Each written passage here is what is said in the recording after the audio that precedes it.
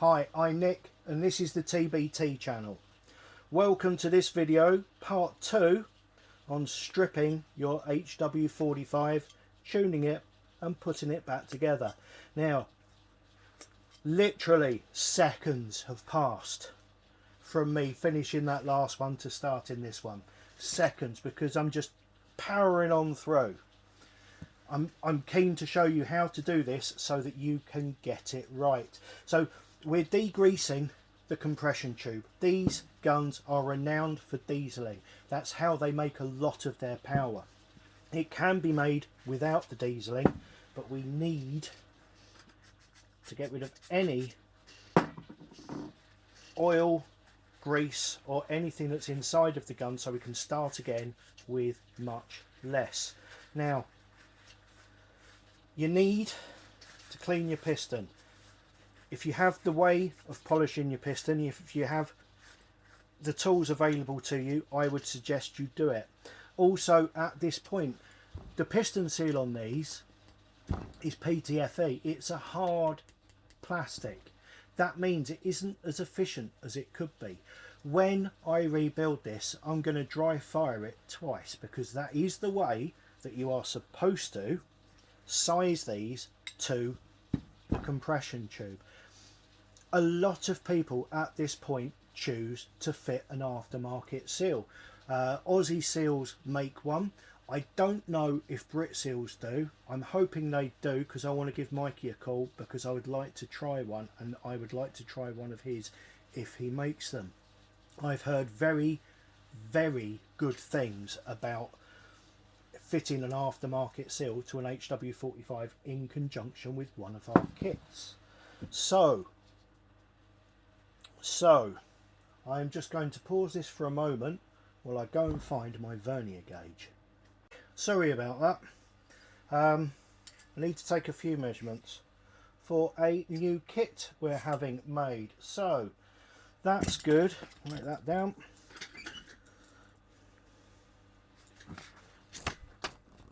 That's done. There we are. So yes, we need to degrease everything inside thoroughly before we rebuild. Now, as for rebuilding, we need to polish the piston. I think I've mentioned that. You may want to change the piston seal. I have mentioned that. I'm going to reuse my existing seal and dry fire it twice. That will shape the hard plastic to the end of the compression tube, helping to seal it, helping to give more power. Now, our new kit. As mentioned, the one that's been in this gun for the last 5 years is just the standard Weihrauch spring that I had shortened with some guides that I had made. What I'm going to replace it with today is one of our premium springs with guides that I have made. But you're not going to get one of these. If you're watching this and you haven't ordered your HW45 kit, bear in mind today when I'm recording this on the 6th of January 2025. If you go on our website now, airrifletuning.com, if you go on there, I'm waving things around, you will see that these are currently on back order. That is because, as you may know, if you're into TbT kits or been following the channel or have any of our other kits, due to my motorbike crash last year, I couldn't use the lathe. And it was just before Le Mans. Went to Le Mans, got chatting with a British motorsports components manufacturer who said, oh, we can help you with that, and they've been making our kits. So I've run out of the ones that I made of these, because I had many hundreds. They've all gone now. So I'm actually getting these made by that company. So from now on, they will be the new F1 kit in our premium spring. Now, if you've ordered the white kit, don't worry. It's, from your point of view, really, it's not going to make any difference. It won't. It will shoot the same. Please don't rush out and buy another kit to replace it, because you won't feel any difference. It is just, I've got surgery coming up on that shoulder. so I'm not going to be able to use the lathe for quite a while to come yet. So it is just a case of we're future-proofing the company by having things made in the UK by a motorsport manufacturer. So that is what we're going to be putting in. So although these ones are white, if you order one from today onwards, yours will be black. They're very pretty. They're made on a CNC machine. It is a slightly different material, futuristic. I can't tell you what it is. But practically there's no real difference, so rest assured, if you've got the white ones, it's fine. If you're getting the black ones, well done, you've got the very latest thing. So now we're going to rebuild the gun. We are going to rebuild the gun. Woohoo! This is the bit we've all been waiting for. Now, in the TbT F1 Premium Maxi Kit, I think that's what it's going to be called, its full title, you get that, and you get a pot of bum slide, and that's it, nothing else.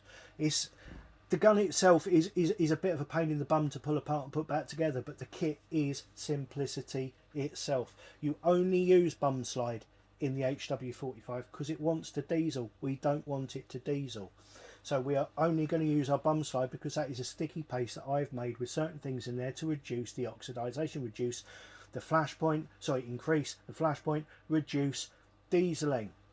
So we're just going to use a small amount on the piston, and we're just going to work it in. And really, you know, some people like to run a 45 dry will result in wear, but you really don't want to use much. Just a small amount rubbed in all the way around. Now normally at this point I would say, oh, that's close enough, and just carry on, but I'm putting this gun back together, and it's staying back together because this is my gun. I will be using it. This isn't coming apart again until it needs to. Well, hopefully when I get a Brit seal to try on it. So I've discoloured the piston all the way around with a very thin layer of bum slide. My finger is bum slidery, so I'm now going to discolour the seal all the way around to grey. It was white, now discolouring it to grey, like that.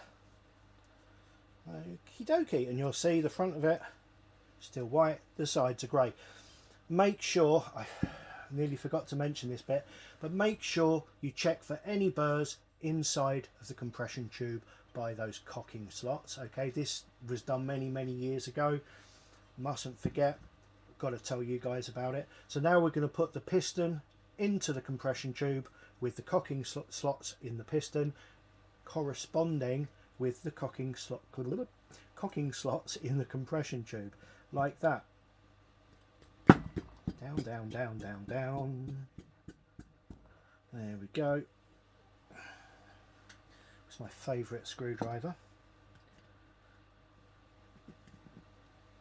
There we are, and I'm just using that to perfectly line up the slots there. That is good, that is good, yeah. Then we need to push that down into the bottom. I'm just using the old kit to push that down into the bottom of the compression tube. Line those up perfectly again, like that. Good. Now here we are, you have your new, if you're not going to put a kit in it, that's absolutely fine. You will get a huge benefit from following this video, degreasing it, lopping a coil off your spring, re-lubing it sensibly and putting it back together.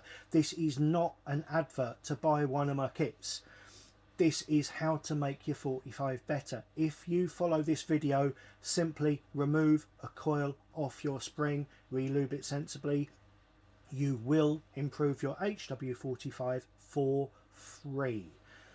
If you're going to use one of our TbT F1 Premium Maxi kits, here we are, what you want to do now is get some of the bum slide and put it on each end of the guides like that, because they're going to move on each end. Springs, as they compress, they uncoil, and then when they fire they coil again or something like that, but they turn, they twist.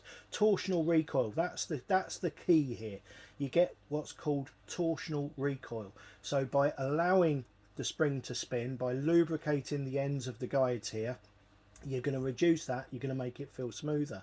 That is one reason why fitting a kit, a simple kit, will make your gun feel smoother, because in the standard gun it only has a guide at one end, and the other end kind of digs into the metal and it wants to twist the gun over as you fire it. So now we're just going to get a tiny amount of the bum slide and we're just going to make the spring sticky. I mean, you can't really even see, except that it's a bit of a dull sheen. You can't really see that there's grease on it, but there is. It's tacky to the touch, and that's it. That wants to go in there like that. And then we have our plug at the back here. Just going to wipe off any excess bum slide into there, and I'm going to put some around the outside of it where it's going to go into the compression tube. Now we have to be careful here, because we have 3 holes on this end plug. We've got the one that goes all the way through the center for your pin to pass through, and then you've got one here which goes underneath, so that goes there underneath, and that's what the little Allen bolt goes into underneath there to hold it all in place. So make sure it's the right way round. If you do it 180 degrees the wrong way, you don't realise until about 10 minutes time you go, oh, got to take it all apart again. And you have a little weep, go and have a cup of tea and maybe leave it for another day. So that is that. And now look at all that preload. This is where our spring compressor comes back in, okay, because what we've got now is a considerable amount of preload. I'm not going to joke about it, it's not funny. I'm going to put paper underneath this, hopefully just to keep crap out of it. Right, so now we're going to be doing that up, and you can see that's compressing there, taking it in. We're just making sure, looking at each end, making sure everything's good, everything's groovy, and it's all staying in line until it gets very close like this. And now you can see there is movement here, okay? It gives you some literally wiggle room, okay? So you get it up until it's touching, and then gently, ever so gently, get it into position. If, like this, I've got more force on the underside than the top side, so I can try tapping down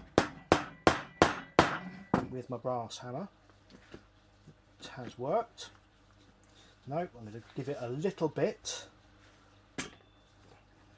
Boom, and it's come undone. I'm going to try that again. It's better to have a couple of attempts than to force it into a position where it doesn't want to be. This is the opposite of what I said can happen when you're taking it apart. If the plug isn't perfectly in line with the tube, it will want to lock.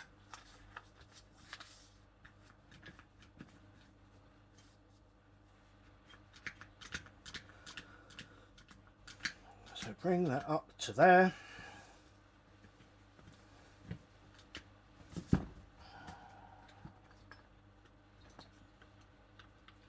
Not perfectly in line, so I'm just going to turn that until it is.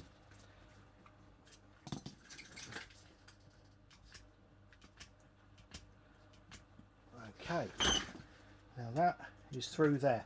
So I can show you, I'm putting the screwdriver through for safety, so if it were to fall out of there, everything's held by the screwdriver. So we've used this G-clamp, hand clamp, solo clamp, whichever it's called, to take that up, give it a little bit of extra, and that hopefully now, looking through there, is exactly how much we want for our pin. This is our pin.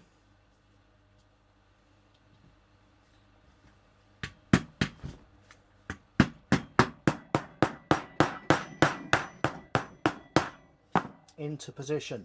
The pin has gone all the way through, so now the spring is held by the pin as nature intended. And you will also note that I put it in the right way round and the threaded part is at the bottom of there. This again is a very good thing.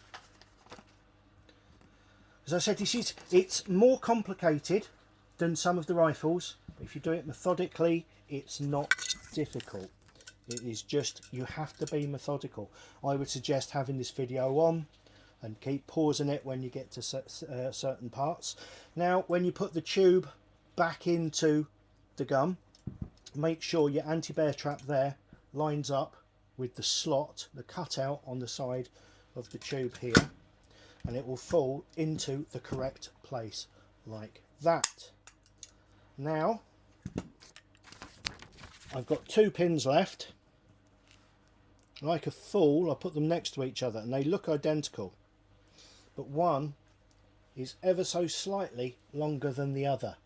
The longer one goes at the rear. Okay, so that there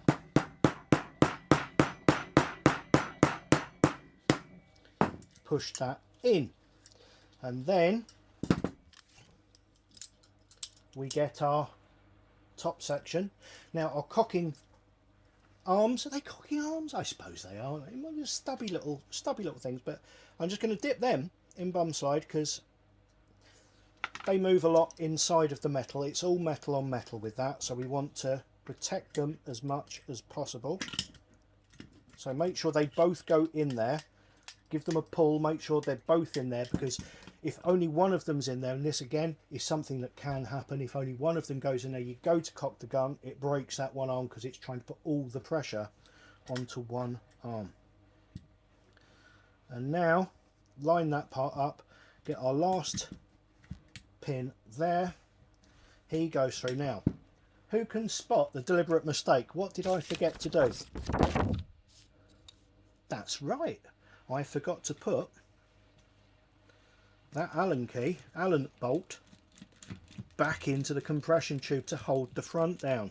Don't forget to do that. Don't over tighten it, just tweak it. That's good. Proof if proof were needed that I do these live. I couldn't be this bad if I practiced it. There he is.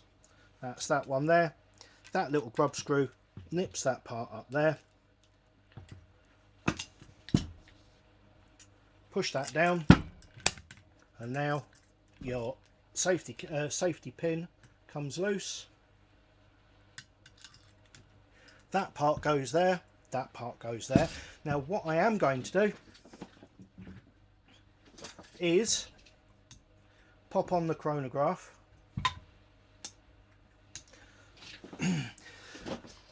The LMBR chronograph is absolutely fantastic, but what it doesn't have is an auto off feature. So if, like a fool, you leave this on when you did the Cometer Fusion video yesterday, if you leave it on, come back today, it's flat as a fart. I will check the power of this, and I will put in the comments what the power currently is in its current state, which is with our new premium spring. The existing guides that we've done forever, but they will make no difference to the power. The new F1 guides are lovely, they're wonderful, honestly they are, but they give no real world benefit for the end user over the standard ones. So I'm going to get this back together. Please like, subscribe, hit notifications. Catch me next time. Have a look in the description for what the gun is running at now. And if you ever have any questions while you're doing your HW45, please just ring me. Thank you for watching. Goodbye.